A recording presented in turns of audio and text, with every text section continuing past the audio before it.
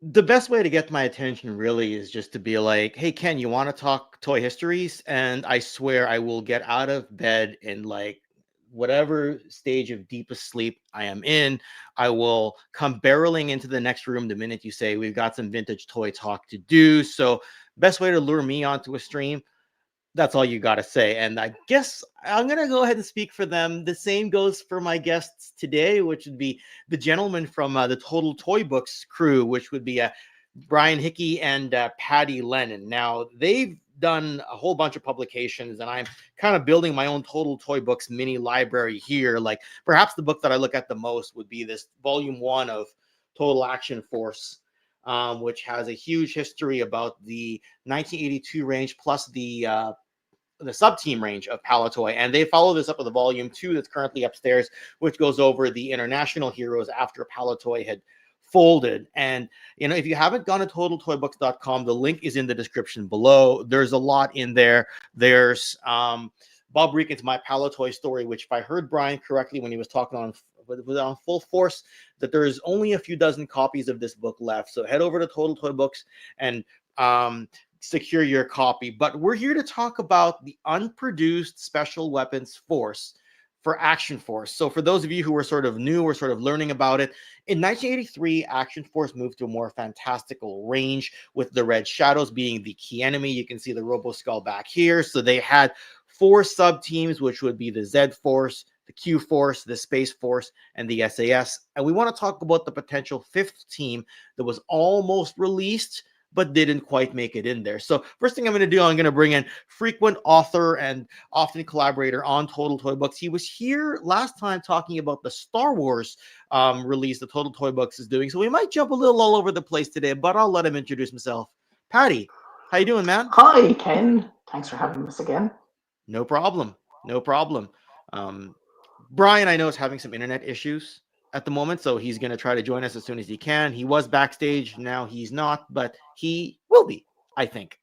Yes, he was having Wi-Fi problems earlier on today, so. Yes, and I think you've been busy today as well. You were telling me just before we jumped on live. Yes, myself and Brian had to go down the country to a Star Wars collector who had a.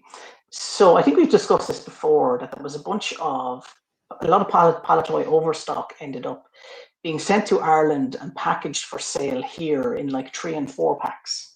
And so we've seen a few of the Action Force packs.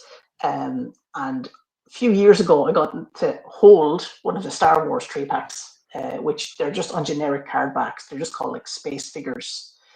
And we reached out to somebody who we'd heard had some of them, these generic space figures Star Wars packs. And so we went on a little road trip this morning to take some photos of one of those packs for the book, for the Total Star Wars book.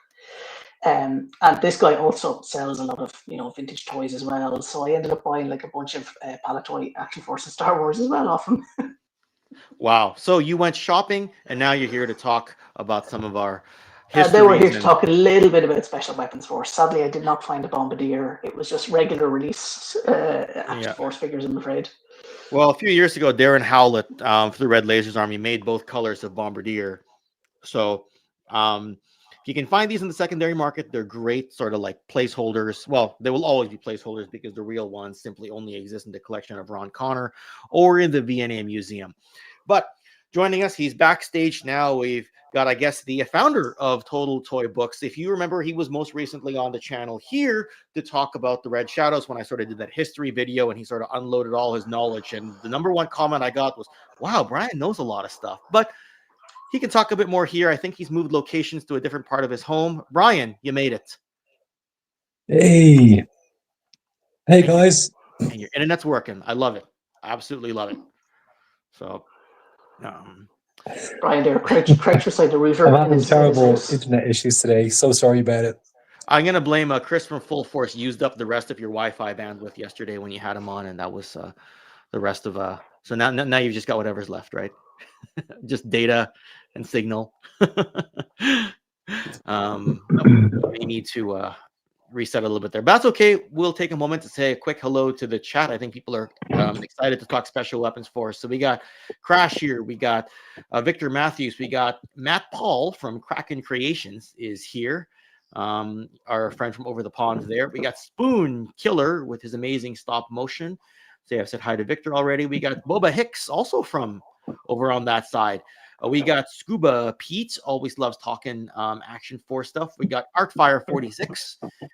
He was here yesterday talking when I had Carson on as well. So we got Joe Fan 84 saying he'll catch the replay a little bit later on. No problem. And Kendall's Creations, who was on late last night and is on right now to hear us chat, I guess. Payne's Toy Samples, my good friend there. Good to hear from you. And I guess Scuba's put the Total Toy Books link here in the chat. So awesome. Awesome. I mean, I know we're a few minutes past the hour, so maybe what we'll do is why don't we just launch into like what is Special Weapons Force and how this sort of got discovered to the greater public and the greater Joe community. You want to lead us off there, Paddy? Yes, sure. So I guess most people here listening are familiar with the history of Action Force. When Palitoy in 1981 realized that they had a bit of a hit in their hands with the Star Wars figures, the 3 3/4 inch.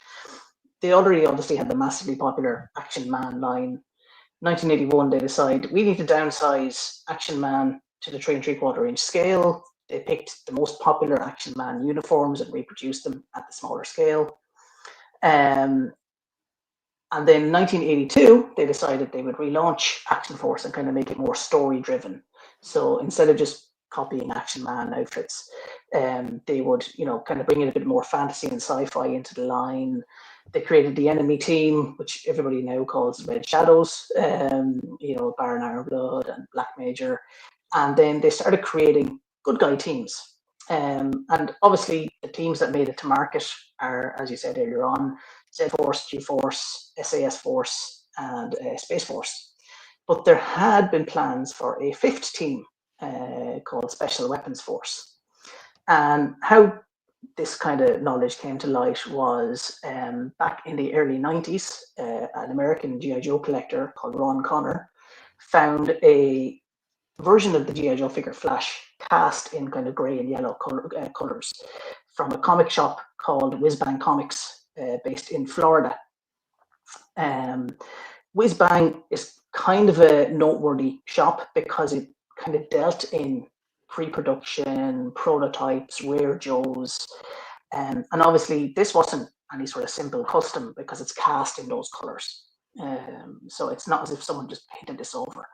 Ron ran the competition for a long time trying to figure out what was the source of this Flash repaint. And it wasn't until like 2008 that Dave Tree, who obviously runs all the cool stuff in the UK, he runs the roller roll called Convention as well. Oh, he does. He was in the V&A Museum, the Victoria and Albert Museum in London, which has a huge stock of Palitoy paperwork, sample toys, unproduced prototypes, and he found in a number of baggies, he found a number of figures that were marked as Special Weapons F and with code names. And one of those figures matched what Ron Connor had. Now, the version in the V&A Museum is hand painted, not cast, but it is obviously the same figure, same color scheme. It marks, obviously gives the code name of Bombardier, and he was found with a handful of other figures in the Palitoy 5 point of articulation style. You had Sniper, you had Lightning, you had Boffin, and you had Fixer as well as the 5 POA Action Force figures. So that seemed to be the answer to the query. There was a 5th unproduced Action Force team that obviously made it pretty far along in the production process. A little bit later, after Dave Free found out these figures, Bob Brechin became kind of more involved in the collector community. He started attending events, Action Man events, mainly at the start, Star Wars, Action Force, and he had kept, and he still has kept, a substantial amount of stuff he worked on in Palitoy. Over the years, he slowly sold off some of the more, some pieces. He had recently had an auction with Vectus that we sold off some prototypes and so on. But he had a photo in his possession of this team in a slightly different color scheme again. Same figures, but different color schemes of those figures. And there's the figures there on screen. So these are an earlier version of Special Weapons Force from the versions found in the V&A Museum and by Ron Connor. And the reason we know this is because if you see Bombardier there at the back, standing beside the repainted vamp, he's in a blue color, blue and yellow, and the sample that they've found in the V&A Museum has been repainted grey by hand over this blue color. So this is an earlier version of Bombardier, and that they later repainted into the version that was found in the V&A. So yeah, over the years, I think probably only one or two photos of the team have popped out. One is from a Palitoy trade catalogue. One was, like I said, Bob had found a copy in his loft. And then another photo I think came from Neville Chadwick's collection, which I think this is probably Brian will correct me if I'm wrong. This is a Neville Chadwick photo that was taken for like a Palitoy catalogue shot. That I would say it was probably shot for either, maybe for a catalogue or for internal presentation purposes. Yeah, so you see there they have, obviously you've got 3 repainted vehicles there, a white version of the Vamp, the attack cannon and the MMS, and there you have the figures and their accessories they were due to come with. And those are all kind of existing kind of Action Force accessories. There's a couple of G.I. Joe accessories mixed in there too. I think that's the Cobra Trooper's rifle, someone might correct me there. And then the rest of them are coming with basically Action Force accessories. There's a Uzi in there as well, yeah, which obviously came with quite a few Action Force figures, notably a Baron. You've got the mortar there as well, from I think that's Short Fuse's mortar, and then some piece parts from like the Action Man, the infantry figure, Z-Force infantry figure as well. So yeah, the versions that were found in the V&A, the later color scheme, have slightly different accessories again, slightly different colored accessories. They tend to be grey or silver accessories. But yeah, that's what the initial lineup was going to be like. According to Bob Brechin, they essentially were never produced because the marketing team in Palitoy at the time thought that 5 Action Force teams would be just too much to sell. So they went with the other 4 instead. They cut this one out. Why they picked this? Why they didn't go ahead with this one and went ahead with the SAS or Q Force? No idea. Couldn't conjecture. But I would suggest that it's probably because those 3 vehicles were coming with other teams already. So they probably felt that they didn't need to release them twice.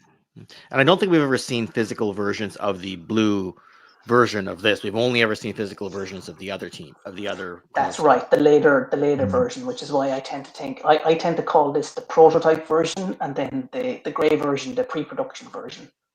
Because again, that Bombardier that Ron found in Florida is cast in the colours, whereas opposed to these guys are painted. Mm-hmm. And then recently, you fine gentlemen came across another photo in the archives that have never been seen before, correct? Correct. So I've kind of mentioned this in a few other kind of podcasts, but Bob gave me access to his entire collection of kind of Polaroids and slides, and I've been working through scanning those. And he also arranged for me to get access to his recently departed friend, Brian Turner, who's another Palitoy designer who worked in Action Force and Action Man. And I got access to all of his material too. So again, slides, photos, Polaroids, and I've been working through scanning hundreds and hundreds of images. So within that collection, there was a slide which showed another version of Special Weapons Force, similar to what we've seen, but with some kind of significant differences. All right. So, shall we? The big reveal, Ken. First time ever in the fandom, this image that these gentlemen provided. Boom. The smoking gun. Never seen before. So zoom in on that a little bit, Ken, if you can. But there's two distinctive features around the heads of those characters. And what we've got is Boffin is wearing a pair of spectacles. It's very difficult to tell at this resolution if they've been kind of painted on or if it's actually a teeny tiny accessory. But my feeling on it is that it is actually a really small accessory. I'd say it's probably part of the sculpt. Even now, it's very difficult to do glasses at any sort of scale on action figures. Anybody who's bought classified figures that have glasses will know that they're extremely difficult to keep on goggles. So I would say those are part of the sculpt, and they're just painted on Boffin's head there, or else they're just a paint app. But I would say it's probably more likely a sculpt. And then obviously, if you see the prototype version of Bombardier has a different head as well, and that is Zap's head, right? That's right. That's right. Yeah, so it's not Flash. It's Zap's head. That's right. So, I guess this is a sample of what's going to be in your guys' book coming, because you've got another Kickstarter that's kicking off for Volume 3 of Total Action Force, right? Yeah, so the plan is obviously Brian, with all those images from Bob and Brian Turner, and also from Raphael Pope. Brian has about nearly 1,000 images of various pre-production concept sketches, things like that. And we felt that there really there's enough to justify doing another book, because there's so much concept art. And even like this isn't, and again, images of the various prototypes and so on. There's a lot more prototype stuff out there than you would think. And even today, we were looking at some of the pictures and spotting like little differences. There's one of the pictures has an image of the Triad fighter, and it's a different Triad fighter. Like it's the body of it is actually very, very different to the final production version. So there's loads of that sort of stuff in the Triad fighter is so revered in the Action Force community. So when people see like another version of it, right? It was like once I got that, I was like, it's basically there's also a different version of the shadow track in there as well. So we have some concept sketches of a different version of the shadow track, and also a physically different shadow track. It's much more chunkier. The same with the Triad fighter. So they obviously slimmed them down when it came to production, but the mock-ups are bigger vehicles and wider vehicles. So like I said, we have tons of images like that, like I said, nearly 1,000 images. And the idea is just to get as many of them into the book as possible. And there'll be very little. We're going to limit the text in the book almost entirely, which means I don't have any work to do. It'll just be images and captions mainly. Kind of how we've done it with like More Muses It's Made. Brian did his book with David Gillis. Literally, just be a caption telling people what's in the image, because obviously we don't need to talk around it. I don't feel there is much that we need to say other than, hey, you want to see a really freaky looking sea lion? But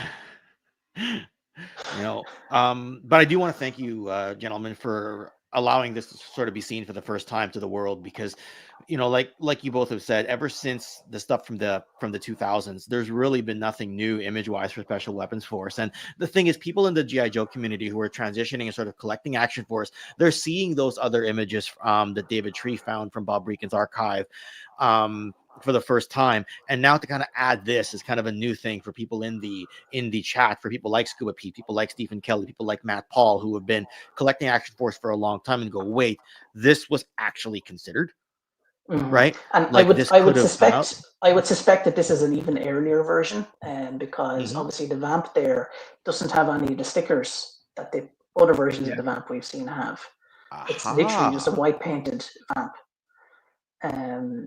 It's so it's missing the decals and so on that are on the other versions of that Vamp we've seen. So yeah, and it's an even earlier head than the one we've seen in the other prototype Boffin picture that we showed just there a few minutes ago. So I would suspect this is even earlier than the picture you showed there a couple of minutes ago. Yeah, and I mean, just you know, you bring up a good point. When I first saw this image, I didn't stop to look at the vamp. I was just so laser focused on the different head sculpts for Boffin. Yeah, the vamp is old news by now. Yep, and it's just like, because Bob Brechin has glasses, and a lot of people know that Boffin was largely based on Bob Brechin. It's So, Bob's self-insert character, I think it's fair to say. Well, actually, let me just interject there. Like, Boffin certainly looks like Bob today, but Bob back in Bob was very different looking 1982 back in the day, yeah. wouldn't have looked like that. No, that's true. We've that's a good got plenty point. of images of Bob back in his heyday, and he doesn't actually look very much like Boffin now. So, Well, let's I think call the it code retcon. name Let's is call it definitely a retcon nod then. to Bob because Well, I Boffin mean, was Bob's nickname. obviously the RoboSkull blueprints from back in the day mentioned Boff Brechin as one of the RoboSkull designers. So obviously Boffin was at least partially a self-insert for Bob.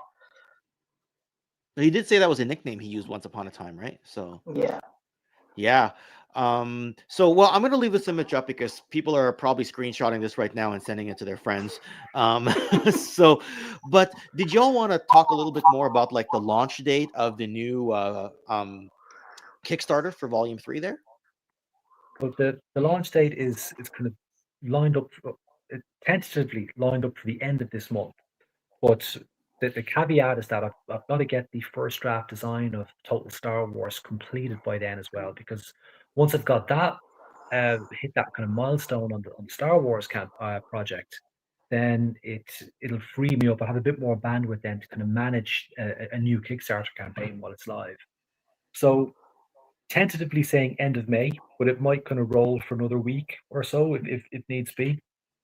But definitely it will be definitely very soon, and certainly this summer for sure. But do my best to make sure that it is end of May to go live. But the best way to find out is follow the pre-launch page on Kickstarter. Yeah. Follow that, you'll get a notification as soon as it goes live. And also, you can sign up to the mailing list at totaltoybooks.com. So head over there if you're not already subscribed. Anyone on the mailing list, as soon as the campaign goes live, you'll get a notification from the mailing list. But also, once we lock in the actual launch date, again, that will go out to the mailing list as well. Yeah. So And if you you're were obviously guaranteed once in this. if you were already on the mailing list, you would have seen on the other day that Brian shared a few other prototype images that are going to be in the book as well. So like the Z-Force tank that never made it to production, and the Space Force female figure. There's a grey prototype of her in that newsletter release as well. So we are going to drip feed some of these images out in kind of support of the campaign as well. Obviously, we're very interested in the vehicles that kind of were considered that didn't make it to production. I think previously we've shown images of like a Z-Force Hawk, repainted Fang as well. So there's a bit a lot of the images are probably variations of what people might have seen before, but there is some completely new stuff in there as well. Obviously, this being one of them as well. Yeah. So I did put the link in the description below, and I did try to pull it up on here, but I don't know if I've kiboshed the URL or what. That doesn't look right. But anyway, I see Scuba Pete's been sticking it up as well. Well, yeah, this is for the Total Toy Books site. yeah, for the main sort of site there. And I know that Ryan, when you were on with Chris from Full Force recently, you're mentioning like for those of us who backed the first two volumes, you'll definitely need a third volume. I agree, and I also want to caveat that if you didn't get the first two volumes, but you've had enough of the information shared between your friends, you're still going to want to get volume 3. Even if it's your first volume, because that's where all the new stuff is that your friends can't tell you about, right? Honestly, there is so much stuff in there, and there is so much stuff to put into that book. I know initially when we discussed it, Brian, I suggested, oh, maybe there's enough for like a 100-page book. And then really, when you got into the images, you're like, no, it's actually going to need to be 200 pages. There's just so much. I was like, oh, that's fine. We don't have that much, surely. 100-page book would be nice little capper to the, keep it that sort of size. And no, Brian's like, no, this needs to be nearly 200 pages. There's just so much. I mean, this book is going to be, it's going to be a celebration of toy design, because it's really going to dive deep into that from initial concept right through to kind of getting prototype development, and then we're also going to show in the book uh, the carded and boxed releases of the figures and vehicles as well.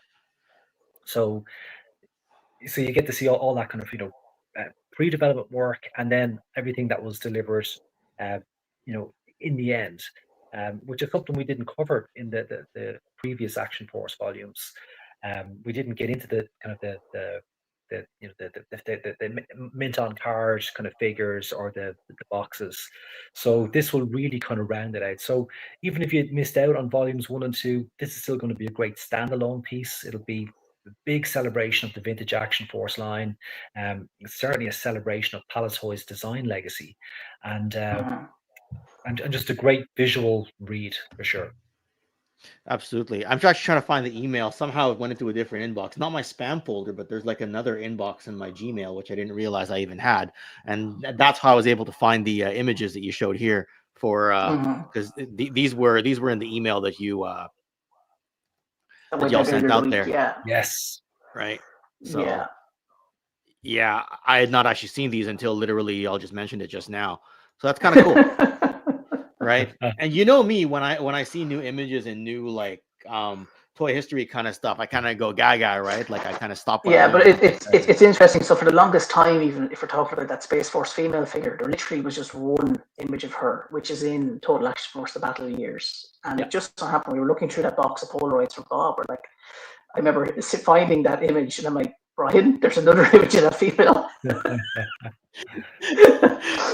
Like front and back, just grey resin prototype or whatever. So I'm like, okay, so we've literally tripled the number of images of this figure that was due to be released. So that was bizarre.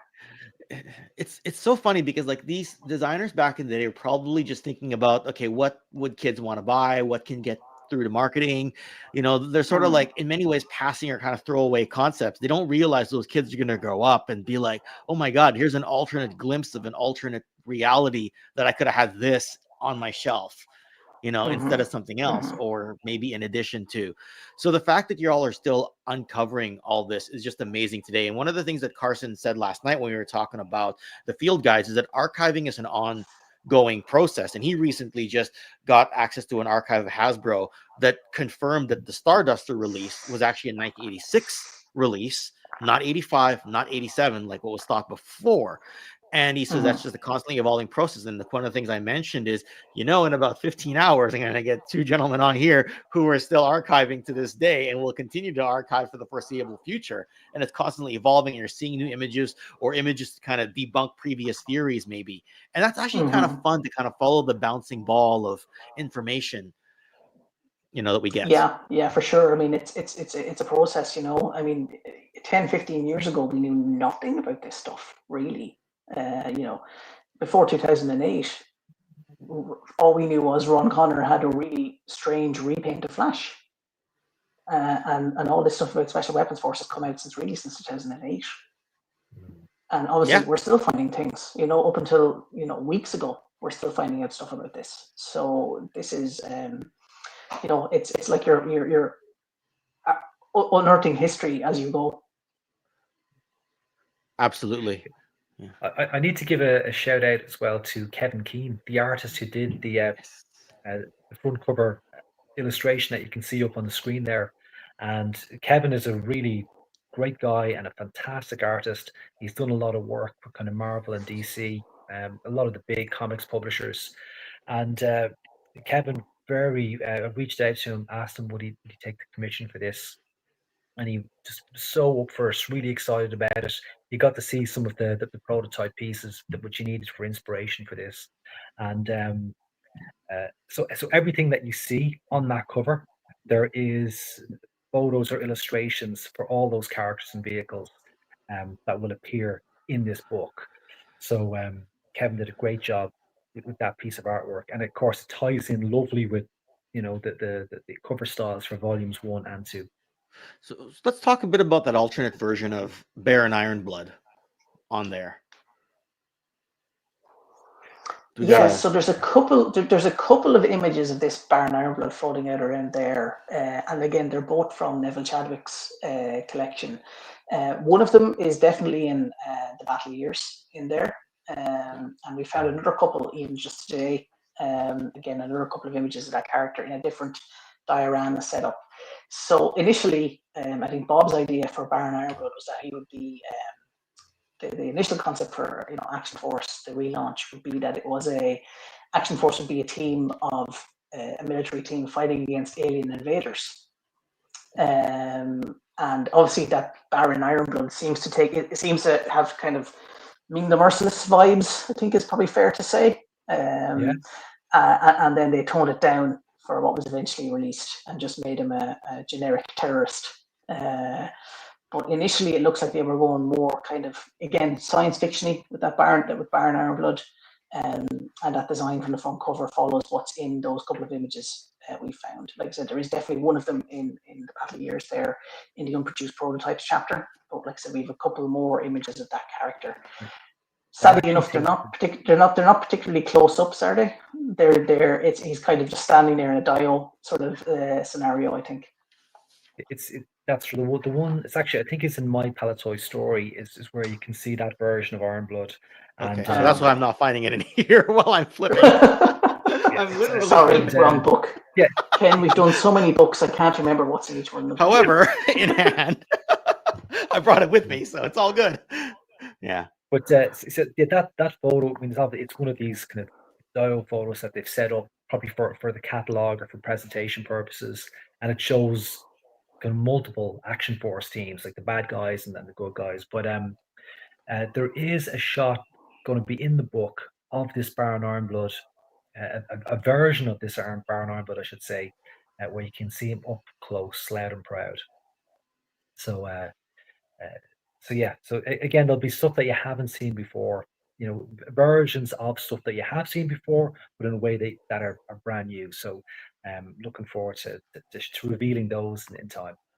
Well, just the level of conversation that sort of gets spurred on once you sort of like reveal something new just kind of goes to another level, right? Because we kind of get used to what we already have, right?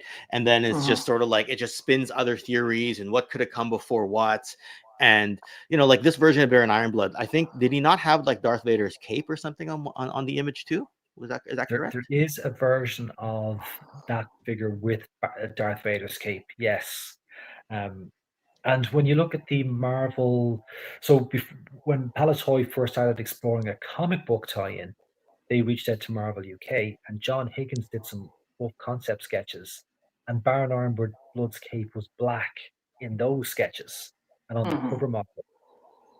So, and also interestingly, he used Sniper from Special Weapons Force in those mock-ups as well, but in the prototype colors, so the kind of darker colors version of Sniper as well. Yeah, that's right. Yeah, absolutely. Well, I mean, what I'd love to do is at some point, as I kind of like continue documenting the history, it's kind of like what Brian and I already have done for the Red Shadows. I'd like to invite you boys on to kind of repeat that process again. Like maybe Brian will tackle another sub team next time, and Paddy, once this book is out, we'll definitely do some deep dives on some of the unproduced stuff. Kind of what I had in mind. I'm actually very happy because we got the Space Force troop transporter again as another one of those. It's one of those vehicles. There was only ever one photo out there of it, and it was missing the last quarter of the vehicle. So we had no idea what the rear end looked like, and then until now, where we found some new images that showed a full vehicle, and Bob Brechin seems to think that the model designer from Palitoy back in the day took that vehicle with him when he left. So it's the physical prototype is still out there somewhere. We gotta search some attics again. Search some attics, yeah. And basements. So at least finally we have a full images of that vehicle, which obviously Brian was able to pass on to Kevin to get it illustrated for the cover. So that is what it was supposed to look like. Wow. That image on the cover, yeah. So again, that's something nice to a little mystery solved after 35 years.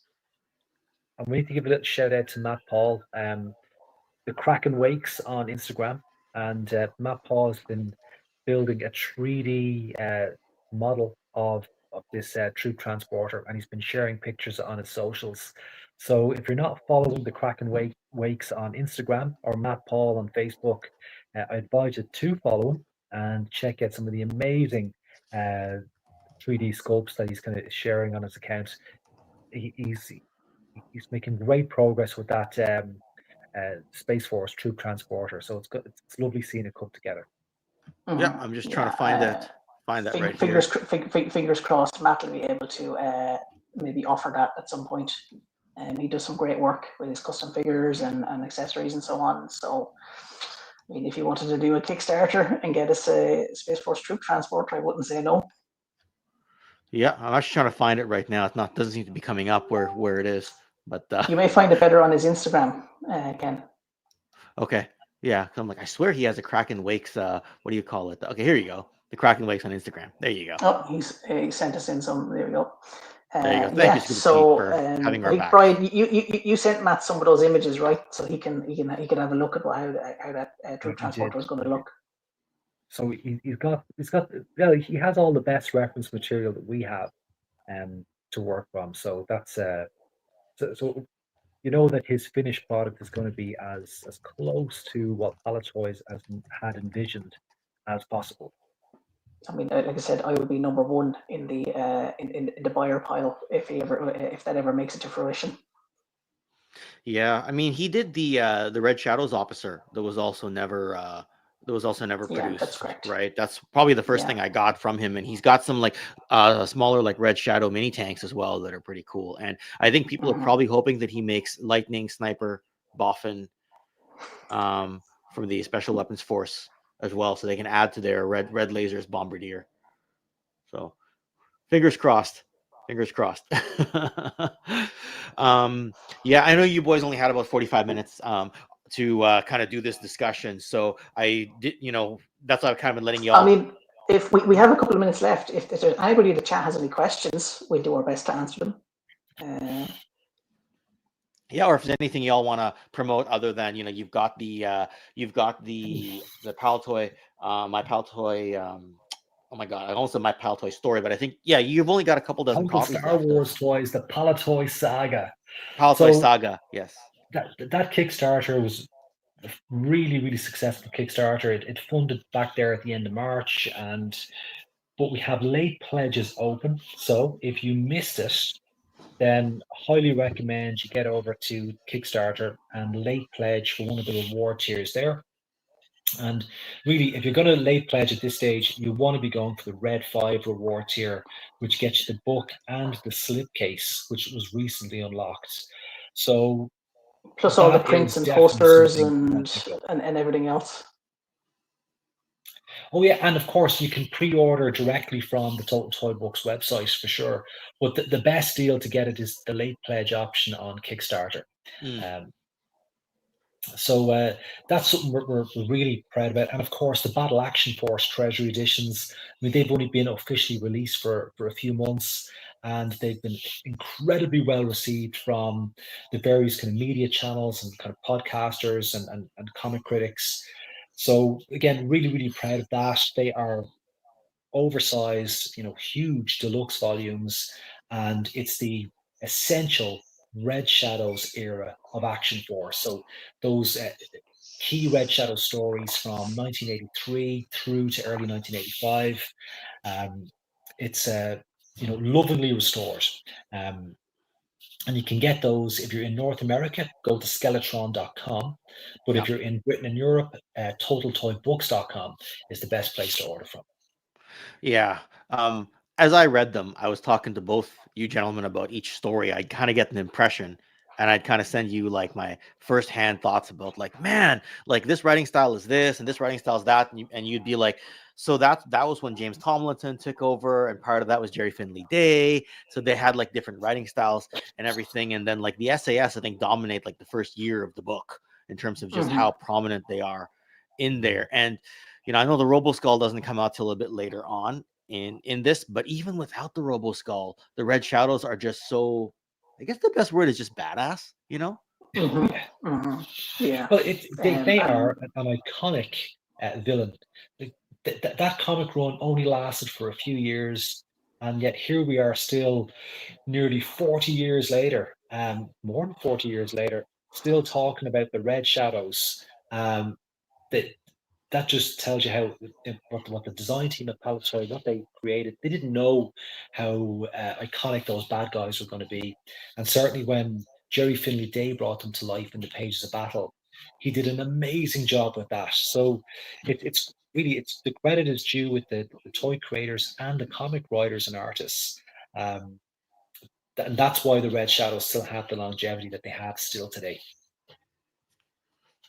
Absolutely. Okay, you know what? I've completely kiboshed it. I was searching the Kraken Wakes. Matt is Kraken Creations on Facebook. Hello. There we go. My But he's the bad. My Kraken. bad. No, but Sorry, no, Matt. but he's the Kraken Wakes on IG. So there it is. So you know we've he's the Kraken Wakes on IG. Sorry. square the circle. Yeah. Yes. There we go. All right. We're all good. I'm like, how come I can't find it? I want everyone to see his stuff because I absolutely love my Red Shadows officer and like the sort of like magnetic way he's got that put together. Because you know how the arms and legs are attached by a magnet. I'm like, that's actually pretty brilliant. He's also doing different colored Skeletrons at the moment as well. Yes, the more silvery one. I have a gold one on the way at the moment. Yeah. Matt puts out something new, and I'm immediately like, yes, I'll buy one of those, please. Pretty much. I know I'm very happy with my Red Shadows officer there. So come on, Matt. If you got more stuff, let's talk. And what you got with the troop transport, the space troop transport, looks freaking amazing. So Wow. yeah. And yes, absolutely. Everybody either get these books or get them on Skeletron.com. As far as you won't regret it. Like some people are like, oh, I don't really have time to read comics. Yes, but these won't always be available, right? Especially for that price. And once you kind of get into them, and they're also short stories, right? So if you don't have time for a 22-page issue, a lot of these are 5-6 pages, sometimes 3 pages, right? Yeah. And you're on to the next one. Of course, one. a lot of them are like 200 pages long as well. Operation Claymore. Yeah, because they were serialized. Yes. They end on cliffhangers every 5 or 6 every pages. 3-4 pages. So yeah. it's a nice spot where you can read maybe 5 or 6 pages, bookmark it, jump out for a couple of days, come back to it, and then you're straight back in. It's like we had to back in the day. Yes. Operation Bloodhound kind of changed the way I started to look at overseas comics. Overseas to me, right? Because I got used to a certain style and just the bloodbath, just the bloodshed in Operation Bloodhound and the desperation you feel from Eagle and the rest of the SAS squad. It's just like, you're like, are they actually gonna kill off some of these characters? You know? And then they do. And yeah, exactly. I'm just like, oh my God. Like, I mean, I know Hama, he kills off some characters, but like he does it very differently, right? Like the way some of these characters die super duper ingloriously in this book, not necessarily shot down in a blaze of glory. No, right? Just a Harrier jump jet takes out a bloody Z-Force battle tank, and that's the end of them. Yeah. Yeah. Like, I was just getting attached to that character. What's going on? And even some of the villains, right? There was the Red Sultan character who, you're like, oh, this could be a significant character. Oh, maybe not. Right? All of a sudden, you're done away with him.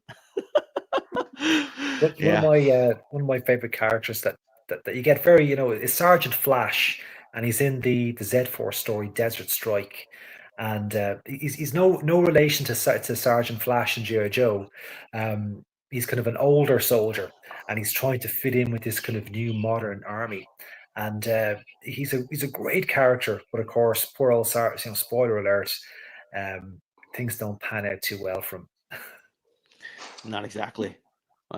So yeah, and I know that people are probably going to be wondering, like, oh, are we going to see World Enemy #1 in a 4th volume? Does anybody want to touch on that, or are we going to keep our lips are sealed? Our lips are sealed. Okay. I think we've been very open saying we want to, but sales, our lips are things sealed. like that dictate how quickly that'll happen. Yeah, and you know what? I mean, it's difficult because you have to balance the license with Rebellion Publishing, Hasbro, all the legal teams in between there. They both got their eye on different things at the moment, especially Hasbro. So even just getting these was already like, oh my God, it's time kind of thing, Well, right? Like, I mean, right now the only focus is to promote and sell these books. Um, Thinking about volumes 4, 5, and 6 is way too premature at this stage. And even if the license was handed to me on a plate, it would still be too premature to think about it. So these books are only out a few months, and we really just have to, like, they're outside of the immediate kind of Star Wars Total Action Force Volume 3. Yeah, These and books are like right up there as a I top think priority. I think we've been fairly open that these things took like Brian a year to put together. mhm, Yeah. A year where Brian was doing nothing else. absolutely. Well, So you know, yeah, if we got to go ahead from Hasbro this morning, it'll be a while. Even just to get everything produced and scanned, and you know, at the quality Brian wants to do these comics at, because again, even certainly, you know, it took this long to get them out in the first place. If we get a chance to do more volumes, we want to do the same level of quality, I think.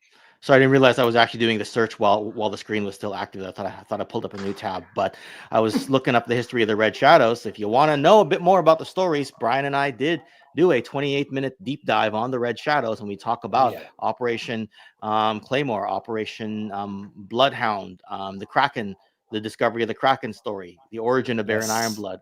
All of that is sort of there, and the feedback that I got, like for you two, it's sort of like, oh, you've just known the story for decades and decades, but there were a lot of people who maybe hadn't dived into that and we're hearing about it for the first time, and we're just kind of like, my God, like, thank you for telling us about this kind of thing, right? Especially some of the backstory about how it almost went over to Marvel UK, and John Higgins and Alan Moore were almost involved. Like, they were this close to getting involved, and all of a sudden, next thing you know, we're going over the battle, right? And the IPC magazines and all that. So, man, you know, anyone who hasn't seen that yet, and you want to get a primer for the books, that's exactly what it is. It's a perfect primer. 100%. for the That's a books. great little primer, Ken. You're dead right.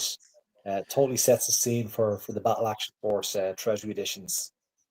Yeah, and I know that one of the things I actually wanted to do, I think an early idea was, well, let's just do a live stream and talk about the comics. I'm like, but if we present it in the context of how it relates back to the toys, it might get more viewership. And I think it worked, you know, like it seems to be doing okay. But at the same time, I kind of want to see, I know not everybody believes in FOMO marketing, and I actually don't as well, but I kind of want to see the book sell out so people can be like, oh, darn, I want more. And then like, hey, Hasbro Rebellion, there's demand. There's demand. Let's go. The presses, we're ready to go. So yeah. Anyway, but yeah, I think for the near future, obviously, I've finished my work in the Star Wars book, and now it's all up to Brian to get his part done. But to be honest, Brian's part of it. Once Brian gets into the designing mood, it does not take long. And I know you said with the Total Action Force Volume 3, that is something that all the stuff is there. It's all ready to go. It literally is just putting it into a book format. So that would be, we would expect that would be a quick turnaround, assuming that, you know, if we got that funded on Kickstarter, that would be a fairly quick book to get out there, because all the images are already optimized. Brian was doing that as he was going along. So literally it will be dropping them into the book and getting that out there. So we'd expect we'd get that out of there fairly quickly. No, we are not going to be at Joe Fest. This last year might be our one and only. Not this year. We'd love to come back. It will just depend on how we make it work. Maybe next year. Fingers crossed.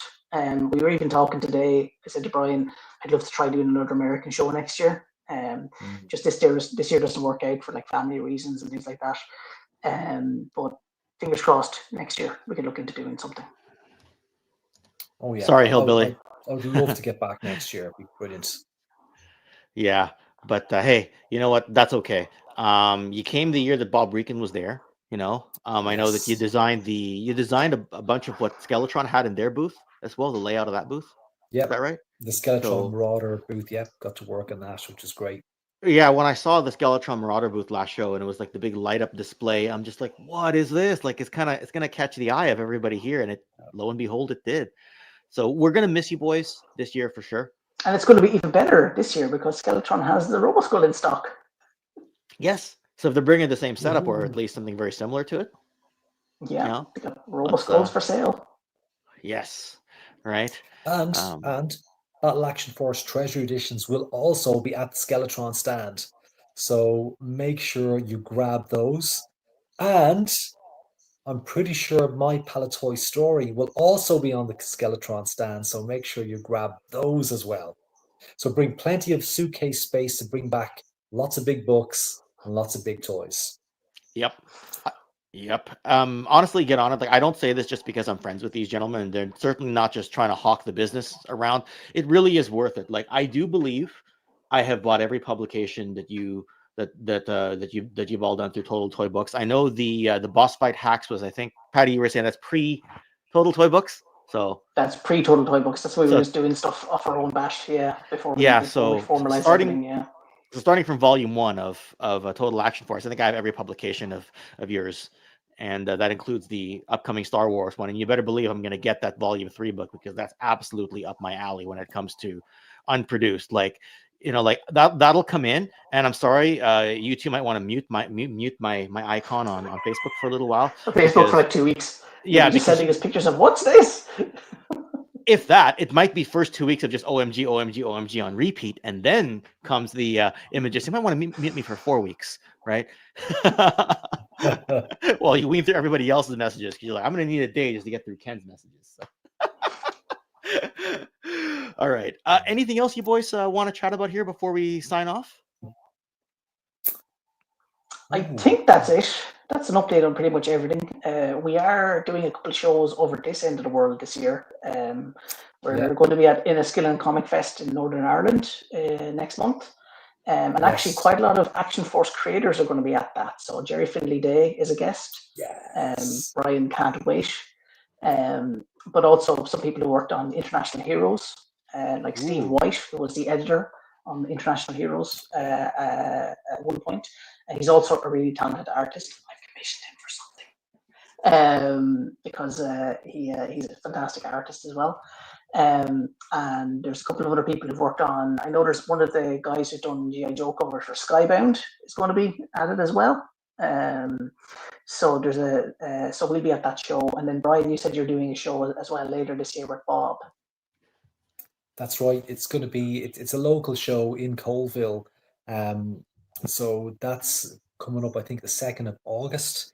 But that'll be kind of a generic kind of pop culture. So there'll be Star Wars, there'll be Action Man, Action Force. Like it'll all be kind of represented there. So, and of course, Colville is where the Palitoy is where the Palitoy factory was, as well. So there's that connection too. Okay. So well. Thank you, boys, for being on here. Everyone, the links are in the description below. I know it's getting a little bit late where you boys are, but who knows? You just finished a day of research and buying and all that, so maybe you'll be night owls. I don't know about you, but when I'm doing even just the most basic research, which is not even like what you guys do, which is you go into attics and you pull out the big original scans. I'm just talking about published stuff and discovering something about a toy line I already know. I'm wired for like the whole night. So I can only imagine what it's like when you boys discover something new. So like I said, the place we were this morning, we could have spent like another 2 hours there. That was I don't know.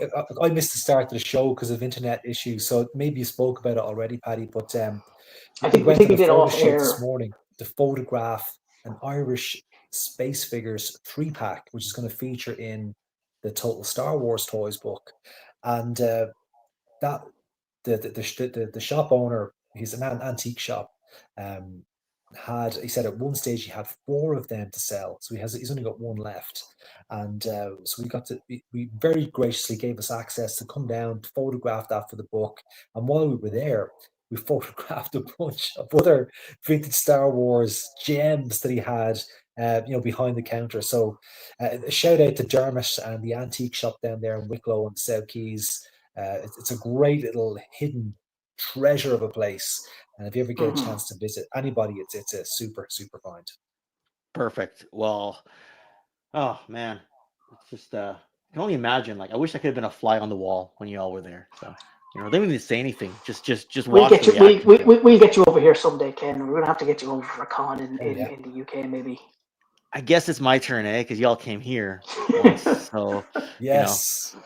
But you're just gonna have to come directly to the source, Ken. yeah. And I know that you might be traveling over to England there, and I know like TJC and a bunch of people in the chat are. Action force figures for $5, Ken. Oh Jesus! All right. We'll discuss, because I was in England in 2019. I wasn't in Ireland, but I did take the cab over to Dublin to take the airplane out. So technically, Okay. I've been in Dublin Okay. at least. I know it's not exactly where you boys are, but yeah. All right, cool. I'm gonna go ahead and say thanks for being on. And anyone else who wants to scroll back and find, I had that image up for quite a long time. For those of you screenshot experts and who want to share stuff with your friends, feel free to scroll back. And totaltoybucks.com, skeletron.com, you can find these boys right there. So thanks everyone, and All right. Talk to take care. everybody again. Yep.